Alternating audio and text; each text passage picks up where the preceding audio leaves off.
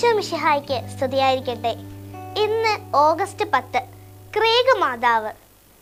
Bernardino Rodriguez de Leon 1685 August 10 ബെഗോട്ടയുടെ കിഴക്ക് വശത്തുള്ള പർവ്വത ശിഖരത്തിൽ നിന്നും അസാധാരണമായ ഒരു പ്രകാശം കണ്ടു. പ്രകാശത്തോടടുക്കും തോറും അദ്ദേഹത്തിന് മനസ്സിലായി അതൊരു മാലാഖയുടെ രൂപത്തിൽ നിന്നുമാണെന്ന്. അതിനരികിലായി തിരുക്കുടുംബത്തെയും അദ്ദേഹം കണ്ടു. ഈ സംഭവം തലസ്ഥാന നഗരിയിൽ അറിയുകയും 1686 പരിശോധനകൾക്ക് ശേഷം പൊതുജനങ്ങൾക്ക് തിരുസ്വരൂപത്തെ വണങ്ങുന്നതിന് വേണ്ടി ഒരു പള്ളി പണിയുവാൻ ആർച്ച് ബിഷപ്പ് അനുവാദം നൽകുകയും ചെയ്തു. സമയാസമയങ്ങളിൽ അത്ഭുതകരമായി സന്തോഷം, സങ്കടം, ഭയം എന്നീ ഭാവങ്ങൾ ജനങ്ങൾ മാതാവിന്റെ മുഖത്ത് കാണുവാനിടയായി. അതോടെ പർവ്വത ശിഖരത്തിൽ നിന്നും ആ രൂപം മാറ്റി സ്ഥാപിക്കുവാനും തീരുമാനിച്ചു.